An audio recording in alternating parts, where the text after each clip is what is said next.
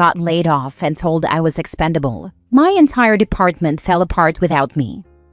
A few months ago, my company decided to do a round of restructuring. You know the kind, the vague corporate speak that usually means cutting costs and trimming people who are supposedly non-essential. I'd been with the company for several years, managing vendor relationships and handling all the project coordination for our department. It wasn't glamorous work, but it kept everything running smoothly.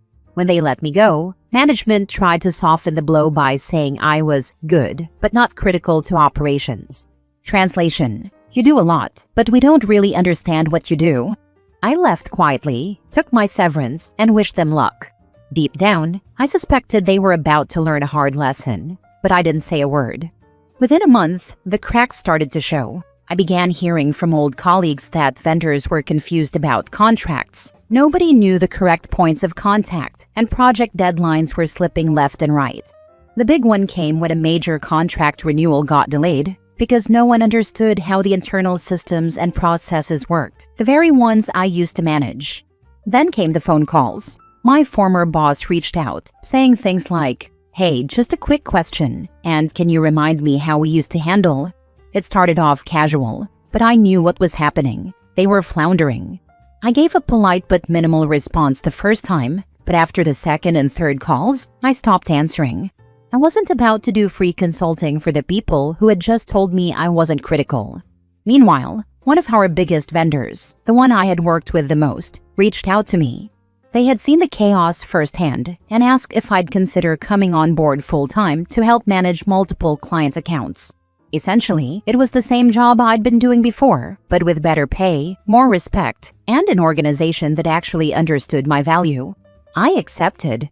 A few weeks later, I heard through the grapevine that my old company had lost 3 major contracts due to the confusion. Ironically, my new employer, that same vendor, is now one of their largest revenue sources. When my old boss called again, I simply said, "No thanks." It felt good knowing they finally realized just how critical I really was. Now for the comments.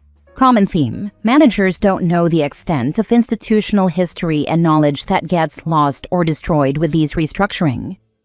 This: nobody documented anything. It was all institutional knowledge in my head. They thought I was replaceable until suddenly I wasn't. 100%. I was the last person at my last job with all the institutional knowledge, and the manager and her chief minion both thought they were so much smarter than me apparently, and that I wasn't needed, and my job wasn't so hard. Even though I was the only one who knew how 85% of everything was done, and it all crashed when I left because they just dumped it on my clueless colleagues who had other roles. Just one example of the minions' idiocy: I maintained all the historic files, which they were always nagging me to digitize, yet wouldn't give me the budget to hire a firm to do it. When I left, Minion hired random movers who just threw them into boxes and shipped them to colleagues at a second location in complete disarray, and they wound up having to hire someone to recreate the entire system. This hit different. I was the only one who knew how everything connected. They thought that didn't matter. Tell your old boss that you're a freelancer now and you charge $300 an hour. They will accept it. Many years ago, after I left one job, the manager, who was the reason I left, called me because the knowledge management system I built went down, and my replacement had no clue. And I told her no, and her response was that since it was something I built on company time, I was obligated to continue to support it. I just laughed and told her my consulting rates, and she hung up. She kept calling and texting demanding I fix it, so I just reached out to HR there and told them my next step was filing harassment charges. Never heard back again, LOL. Being built on company time means they're entitled to keep the system you built for them. Maintenance is the problem of the company since they own it. Yeah, I had to explain what work for hire meant. Next story. My boss stole my work, and I let him get roasted for it. So this happened a few months ago. I work in product for a mid-sized tech company, nothing glamorous, just your typical mix of dashboards, stand-ups, and people trying to look busy on Slack. I was leading a small internal project meant to fix a data mess that had been quietly draining thousands of dollars every month. Not exactly headline material, but it mattered. For weeks I stayed late cleaning up datasets, writing SQL queries, cross-checking vendor numbers, and building a reporting model so finance could finally see where the leaks were. By the end, the project actually worked. We stopped the bleeding, automated the process, and started saving money. It wasn't flashy, but it was solid work. The day before our quarterly all-hands, my manager, let's call him Steve, messages me asking if I could send over a quick summary of what I did. I figured he just wanted to review it before presenting the highlights. No problem, right? I put together a tight slide deck with screenshots, charts, and bullet points explaining how I tackled the issue and sent it his way. Fast forward to the next day. I'm sitting in the audience, coffee in hand, when Steve starts presenting. My stomach drops. He's literally showing my slides. Not inspired by, not adapted from. The exact same file. He didn't even bother to rename it. The file name still had my initials in it. And to top it off, he tells everyone, my team helped a bit. A bit? Bro, I am the team. I didn't say anything in the moment, partly out of shock, partly because I didn't want to look petty in front of the execs. But I filed it away. A few weeks later, our VP reached out, asking for some follow-up numbers from that same project. Steve was on vacation, so she came directly to me. I sent her the updated dashboard and, as casually as possible, mentioned, "Oh yeah, here's the model I built from that analysis I shared earlier." She paused and said, "Wait, you built that?" You could almost hear the gears turning. Long story short, she wasn't thrilled when she realized Steve had taken all the credit. Next review cycle, when strategic contributions came up, guess who didn't get the glory this time? Not me, and definitely not him.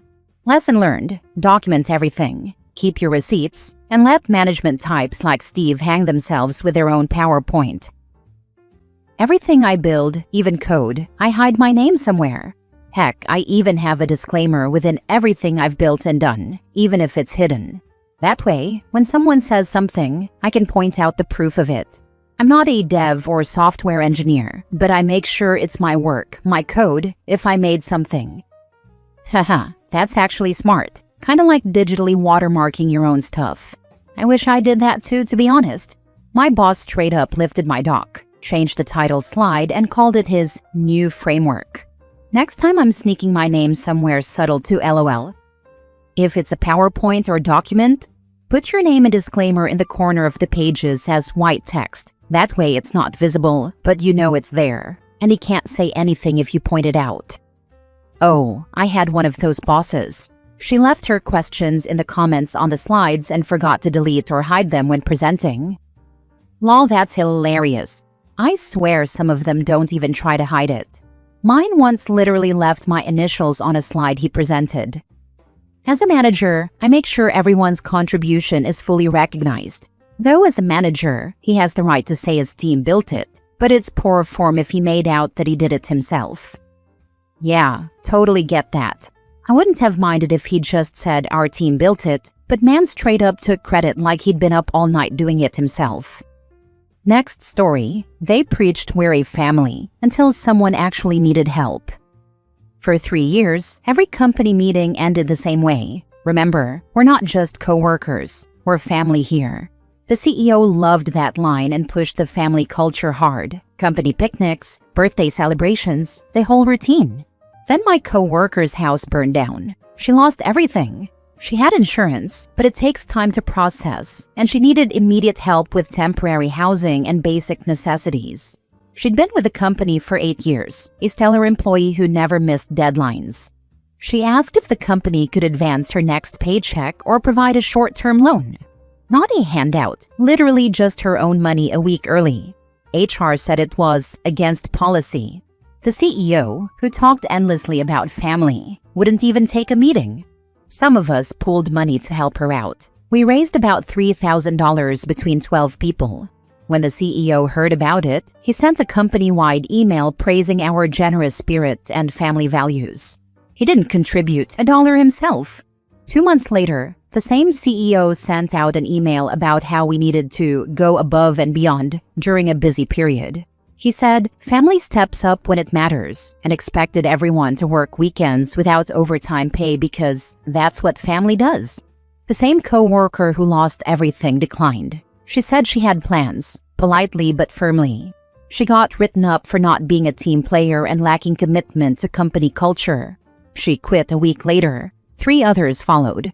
In the exit interviews, all 4 mentioned the family hypocrisy. Management's takeaway? They needed to screen better for cultural fit during hiring. They're still using the family line in meetings, though. Funny how that works. Family is always code for we expect loyalty from you, but don't expect it back. The second they asked her to work weekends for free after refusing to help when her house burned down, that told you everything. Good for her and the others for getting out. That's true. Sometimes you find a rare gem of a boss. I worked for a guy who preached the family culture nonsense, but actually backed it up. We had an employee whose house burned down, and he lost his dogs in the fire. Not only did he advance his pay, but he gave him $5,000 and kept him on payroll for 2 months while he didn't work. It's always the small businesses that are struggling where the boss is still human. Family only matters when they need something from you. The moment you need actual support, suddenly it's against policy. Love how they didn't even bother changing their script after people quit, just decided they needed more brainwashed employees instead. CEOs like the family analogy because they're the father and therefore control everything. If everyone were friends or colleagues, it wouldn't have the same authoritarian connotation. You're a family, a slave family, and the CEO is the plantation owner. This is my manager. She always has someone in her sights, usually me, and has to find things they're doing wrong. She also expects everyone in the office to be dirt poor and unable to afford any of life's emergencies, like needing new tires or an unexpected expense, so they offer interest-free loans to be repaid out of our paychecks. And oh boy, they think they're being so kind with this. How about paying people more so they can actually afford to live? It was incredibly telling when our paychecks weren't properly deposited due to a glitch at the bank. We're usually paid Friday, but by Tuesday, still hadn't gotten paid. The owner bought us lunch and then was on the phone yelling at the bank, "I had to buy my employees lunch due to your error." They can't even afford to eat because they haven't been paid yet. And that told me all I needed to know about how they view us. There are a few of us with spouses who have very good jobs, and this pisses my manager off to no end. She seethes with jealousy and can barely hide it. About a year ago, she sent out a series of hateful emails saying we'd better shape up or go part-time and lose some of the benefits we might be enjoying, such as health insurance. So those of us with spouses who have better insurance said, fine, we'll go part-time. It blew up in her face, and all the quality employees ended up quitting. What's weird is that she's now surrounded by completely incompetent and lazy people, and it's like she prefers it that way. Last story. Told my manager I won't be everyone's tech support after hours. I work as a data analyst in a mid-sized company. Hybrid. My job is dashboards, tickets, the usual, not help desk. Since I'm fast with scripts, people ask me things now and then, which is fine. The issue started when my manager made a be helpful push and added me to a Teams chat called Quick Fix Crew without asking. The chat is basically every person who's ever had an Excel question, with my name at the top. Last week, I was eating dinner with my girlfriend when my phone kept buzzing. 8 pings in 12 minutes. Can you fix my spreadsheet? Can you reset a VPN? Can you check a printer? A printer? Dude. I muted the chat and answered the next morning. My manager wrote to me privately, saying that our culture is to jump on stuff, that it takes a village. I said sure, during work hours and when it's my job. He said I was setting the wrong tone, that senior people should model service. Meanwhile, I was behind on an actual revenue report because I'd spent half a day unbricking Karen's monster workbook with 47 linked tabs named things like copy of final to final. I told him I'll be helpful when I can, but I'm not free overtime labor, and I won't give out my personal number anymore either. He had somehow shared it in the chat so people could reach me faster. I didn't approve that. Not cool. Friday night, 9:40 p.m., someone from sales I'd never met called me twice, then texted urgent because a pivot table broke before a Monday meeting. I replied, I'm off. Log a ticket. I'll pick it up Monday. Monday morning, I got called into a short meeting, manager plus HR, where they said a few folks feel I'm not a team player, and the word stubborn was used. I brought printouts of my job description and a list of 23 after-hours pings from the last 2 weeks, with timestamps and topics, including 3 about resetting home Wi-Fi. HR gave the corporate smile and said we should find balance. So I drafted a simple boundary note. I posted it in the chat. Kindly, clear hours, ticket first, no personal calls. Emergencies must go through the on-call help desk, which exists, by the way. People were salty. One person said I embarrassed them by making rules. My manager told me I killed momentum. I told him I'm happy to be helpful, but I won't be the free 24/7 IT guy just because I know VLOOKUP and my mic isn't broken. Now, half the team is being passive-aggressive, no good mornings, and my manager says my attitude needs work. Am I wrong for drawing a line and refusing after-hours tech support that isn't my job? Honestly, time to look for another job if possible, because your work environment has become toxic. The manager is a massive a-hole, and HR doesn't even have your back. No job is worth staying in a toxic environment like that. Time to move on and protect your peace. You need to make a call to your state labor board. They would love to hear this story. Unpaid work after hours is the kind of thing that makes them happy to file complaints and send companies notices about how they are violating labor laws and how much that will cost them. Beware, you may need a new job, but you'll go out with a bang. Even for salaried workers? In a lot of instances, yes, if the after-hours requirements are outside the scope of the original job. If I'm a salaried programmer, it would be unreasonable to be asked to stay late and clean up the sales office. I managed an IT team, help desk included, that thought doing favors for friends was part of the job. Walk-ins, no tickets, troubleshooting Excel for finance people, etc. This was a policy started by the prior manager. The team also said they needed more people. When I finally got them to stop the favors and record their work through tickets, status reports, etc., I finally had the metrics to show we were understaffed, according to all industry benchmarks. But I'll also say that when I asked them to record their work, they thought it was in prep for a RIF, so it took a few weeks to get them on board. Being a team player is never rewarded, except for the person who takes credit for lowering expenses. In a perfect world, you shouldn't have to work after hours, but right or wrong, alienating folks isn't good in the long term. Dust off your resume and find a job closer to your expectations. Meanwhile, pick the hill you're willing to see your position die on. I agree, OP should be looking for a new job, but they're the one being alienated here, not their coworkers. In general, if your job is putting this much unpaid work on your desk, it's a good time to start job hunting for a much more reasonable position.